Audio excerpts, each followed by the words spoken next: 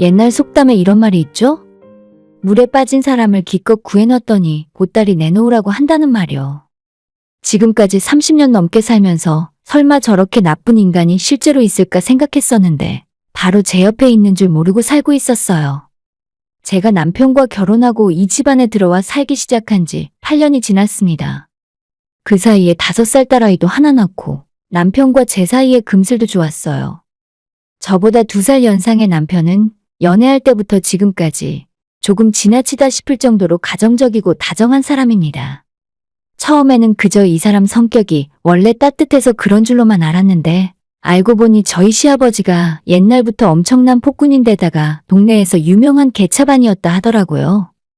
특히 술을 먹으면 정말 위험한 상황이 자주 펼쳐졌는데 일주일에 5일은 술을 먹고 다니니 시댁 식구들은 물론 동네 사람들도 아버님을 슬슬 피했다네요. 옛날부터 술집에서 술값 때문에 시비가 붙어서 경찰서 가는 건 일상적인 일이었고 술 취해 길을 걷다가 지나가는 사람과 싸우는 바람에 합의금으로 날려먹은 돈만 남편 말로는 외제차 한 대 값은 될 거라 하더군요. 가장으로서의 책임감도 하나도 없어서 먹여 살려야 할 자식이 2이나 있었는데도 맨날 시어머니가 일해서 돈 벌어오면 그 돈으로 술집 외상값이나 갚고 또다시 한량처럼 놀러 다니는 것이 고작인 사람이었대요. 저보다 4살 어린 신우는 자기 아빠가 너무나도 싫은 나머지 고등학교 졸업하고 20살이 되자마자 바로 가출하고 집이랑 인연 끊었고 혹시나 자기 사는 곳을 아빠가 알고 찾아올까봐 다른 식구들과도 연락조차 하지 않고 지낸다 하더라고요. 몇 년 전에 한번 남편에게 전화 온 것이 전부고 그 뒤로 지금까지 어디에서 살고 있는지 살았는지 죽었는지조차 소식을 알 수가 없습니다. 아무튼 시아버지라는 인간은 집 밖에서도 경찰서를 밥 먹듯 드나들었는데 집안에서라고 달랐겠습니까? 옛날부터 저희 남편은 물론이고 신우와 어머님까지 시아버지에게 많이 맞기도 맞았고 이유 없이 욕을 들어먹는 것은 기본이었어요. 제가 이 집안에 시집 오기 전까지는 단순히 시아버지가 술 주사가 좀 있다는 정도로만 알고 있었는데 실제 안에서 보는 건 훨씬 문제가 심각했습니다. 신우가 왜 20살이 되자마자 집을 나갔는지, 왜 모든 가족들과 인연을 끊을 정도로 독하게 마음을 먹었는지 전부 이해가 되더라고요. 친정부모님은 정말 사이가 좋으시고 저도 태어나서 지금까지 부모님에게 한 번도 손찌검 당하지 않고 자랐기 때문에 시댁 집안 분위기 자체가 너무 큰 충격이었어요. 특히 아버님이 술만 마시면 주위 사람 가리지 않고 추파를 던지는데 결혼하고 처음으로 시부모님 모시고 외식을 하러 갔을 때 며느리를 봐서 기분이 너무 좋으시다며 식사 중에 반주로 소주를 2병 시켜서 드시더니 식당 아주머님에게 희롱을 하시더라고요. 그때 너무나도 큰 충격을 받았고 남편도 창피했는지 그 뒤론 절대 시댁 식구들과 밖에서 식사하는 일을 만들지 않았습니다. 그렇다고 집에서만 마주해서 아무 문제 없었냐고 하면 그것 또한 아니었어요. 제가 딸 낳고 얼마 지나지 않아 시부모님이 저희 집으로 아이 보러 오셨을 때 아이 밥 먹을 시간이 되어서 안방에 들어가 젖을 물리려고 했더니 그때 아버님 하시는 말씀이 애 엄마가 창피한 것이 어디 있냐면서 할애비가 손녀딸 밥 먹는 모습 보고 싶다며 자기 보는 앞에서 모유수유를 해보라 하시더군요. 그때 정말 너무 수치스럽고 모욕적이라서 순간 얼굴까지 새빨갛게 달아올랐는데 남편이 저 대신 재빠르게 화를 내고 막아서면서 그 상황을 넘어갈 수 있었죠. 아이 낳기 전에도 제가 여자치고 키가 좀 큰 편이고 특히나 체형 중에 골반이 남들보다 넓은 편이라 학창시절에 놀림을 많이 받아서 조금 콤플렉스나 마찬가지예요. 결혼하고 얼마 지나지 않았을 때부터 시아버지가 저를 볼 때마다 골반이 쩍 벌어져서 아이를 쑥쑥 잘 낳겠다는 말씀을 하셨는데 그 이야기가 너무 듣기에 거북했습니다. 오죽했으면 제 고민을 듣고 친정아빠가 시댁에 전화를 걸어서 사돈어른 적당히 하시라는 말을 한 적이 있었는데 그때도 시아버지는 본인이 더욱 화를 내면서 괜히 너희 식구들이 자기를 이상한 사람 만든다며 역정을 내셨었죠. 이런 시아버지의 상태를 알았기 때문에 남편은 정말 제게 잘해줬고 몇 번이나 이혼을 해야 하나 고민을 했을 때도 남편 하나 바라보고 지금까지 참고 살았습니다. 아버님을 제외한 모든 식구들은 집안의 문제가 누구인지 명확하게 알고 있었는데 저희 친정아빠와 대판 싸우고 난 이후에도 예쁜 며느리 목소리 듣고 싶으니까 매일 아침 저녁으로 안부 전화를 하라고 하시는 등 징그러운 속내를 숨기지 않더라고요. 참다 참다 결국 저희 남편이 시댁까지 쳐들어가서 시아버님이랑 멱살 잡고 싸운 적도 있었는데 시애비가 며느리 이뻐하는 게 죄냐? 집 나간 망할 딸년 대신에 며느리를 딸처럼 아끼고 사랑하겠다는데 그게 뭔 죄야? 라면서 오히려 더 뻔뻔하게 굴었어요. 그래도 미우나 고우나 시댁이라고 기본 며느리 노릇은 하기 위해 명절에 찾아가 전이라도 붙이고 앉아있으면 아버님이 조용히 저한테 다가와서 저는 시어머니한테 다 맡겨두고 조용히 나가서 집 앞 포장마차에서 같이 한잔하자는 소리를 하신 적도 있어요. 진짜 그게 며느리한테 할 소리입니까? 듣자마자 너무 소름이 돋아서 당장에라도 경찰에 신고하고 싶었어요. 저런 개만도 못한 인간이 아직도 깜빵에 안 들어가 있고 사회에서 돌아다니고 있나 싶은 생각뿐이었습니다. 평생을 그런 식으로 자기 멋대로 사신 분이고 당연히 나가서 제대로 월급 봉투 한번 가져온 적 없으셨어요. 예전부터 시모가 공장 다니고 식당에서 일해서 모든 식구들 생활비를 다 벌어오셨고 그나마 벌어온 돈을 아버님이 술 먹는다고 뺏어가고 안 주면 때려서 뺏고 밖에 나가서 사고치고 합의금 물어달라 하는 등 제가 봤을 때는 도대체 저런 인간이랑 왜 아직까지 살고 있는지 이해가 가지 않을 정도였죠. 안 그래도 남편이랑 제가 시어머니에게 왜 이렇게 바보같이 사시냐고 저희가 도와드릴 테니까 이혼하고 혼자 사시라고 몇 번이나 말씀을 드렸었는데 어머님께서는 전혀 이혼하실 생각이 없으셨어요. 그래도 두 아이들의 아빠 되는 사람이고 미우나 고우나 지금까지 수십 년 같이 살아온 정이 있기 때문에 이혼 생각은 없다며 딱 잘라 거절하시더라고요. 어머님 모습이 너무 불쌍하고 안 되어 보인다는 생각에 어떻게든 이혼시켜서 혼자 편하게 살게끔 만들어드리고 싶었지만 자식이 부모를 강제로 떼어놓을 수도 없는 일이라서 그냥 멀리서 무슨 큰일 생기지 않게 지켜보는 것밖엔 할 수 없었어요. 지금이라도 아버님이 마음 고쳐먹어서 노후에는 두 분이 서로 의지하며 잘 살기를 바랬었죠. 하지만 작년에 큰 사건이 하나 터지고 말았는데 어머님께서 아버님 몰래 동네 사람들과 계를 하나 하고 있었고 그 사실을 알게 된 시아버지가 어머님의 갯돈을 전부 들고 강원랜드로 달려가서 일주일 만에 죄다 날려버리고 온 일이 있었습니다. 1,000만 원이 조금 넘는 큰돈이었고 어머님이 제발 그러지 말라고 뜯어말렸는데 아버님은 집안의 물건까지 다 때려 부수면서 화를 내셨다고 해요. 그때는 어머님도 더는 못 살겠다고 판단하셨는지 남편에게 전화를 걸어 이혼하고 싶다고 말씀하셨고 남편이랑 제가 어머님 편에 서서 두 분의 결혼 생활을 끝낼 수 있도록 도와드렸어요. 이혼하는 과정을 옆에서 쭉 지켜보고 있었는데 우리나라의 법이 좀 이상하다 싶었던 건 지난 수십 년 세월 동안 열심히 일해서 가족들 먹여 살린 시어머니는 아무런 공을 인정받지 못했고 아버님은 본인 명의로 재산이 아무것도 없고 두 분이 사시던 아파트도 아버님 명의가 아니라 큰아버님 명의로 되어 있었기 때문에 이혼하면서 재산 분할 대상이 아니었어요. 결혼 생활 40년 가까이 하면서 어머님은 가족을 위해 희생하고 헌신하셨지만 막상 이혼하고 나니 당장 살 곳도 없었고 수중에 가진 돈도 없는 빈털터리가 되어버린 거죠. 나중에 가까운 곳에 집을 얻어서 따로 살게 해드리더라도 일단은 어머님을 저희 집으로 모시는 수밖에는 다른 방법이 없었습니다. 두 분이 이혼하는 과정에서 남편과 저도 아버님을 비롯한 시댁 친가 쪽 친척들과는 전부 인연을 끊게 되었는데 저는 오히려 그게 더 편하고 좋았죠. 더 이상 개차반 같은 시아버지 얼굴을 안 봐도 된다는 생각에 너무 기분이 좋았었고 그때 당시에는 이제 모든 문제가 다 해결되고 온 식구들이 앞으로 행복하게 사는 일만 남았다고 생각했습니다. 결혼 생활하면서 제가 지켜본 바로는 저희 시어머님은 평소에 말수도 별로 없고 자기 주장을 잘 안 하시는 분이라서 당분간 저희 집에 머물게 하더라도 전혀 불편함이 없을 줄로만 알았어요.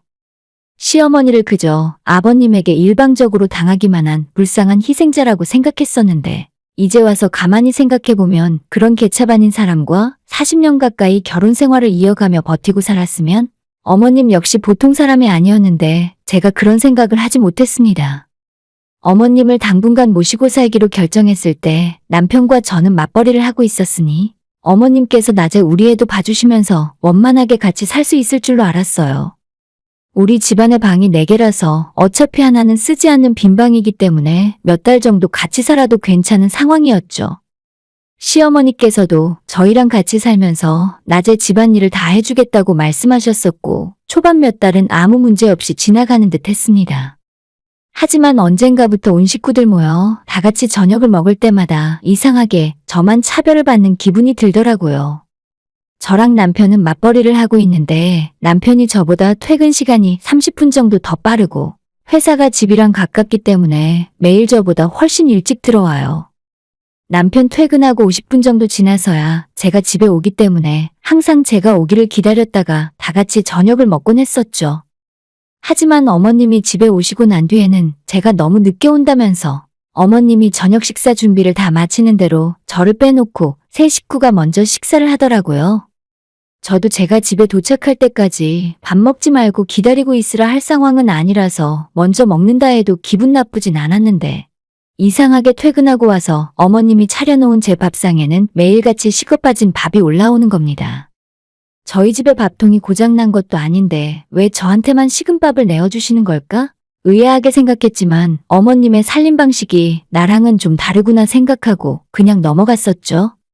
하지만 남편에게 물어보니 저 말고 나머지 세 식구들이 밥을 먹을 때는 갓 지은 따뜻한 밥을 내어주신다 하고 식사를 마치면 밥통에 남은 밥을 전부 퍼낸 뒤 전기 코드를 뽑아버리신다는 거예요. 밥통을 보온으로 해놓으면 전기세가 많이 나간다면서 매번 그렇게 하신다는데 남편도 제가 식은 밥을 먹게 된다는 것까지는 생각 못했던 것 같더라고요. 아무리 어머님이 옛날 분이시고 살림을 알뜰하게 하신다고 하지만 밖에서 힘들게 일하고 돌아온 며느리한테 퍼놓은 지 1시간 정도 지난 식고 말라비틀어진 밥을 내어주실 수 있나 싶었습니다.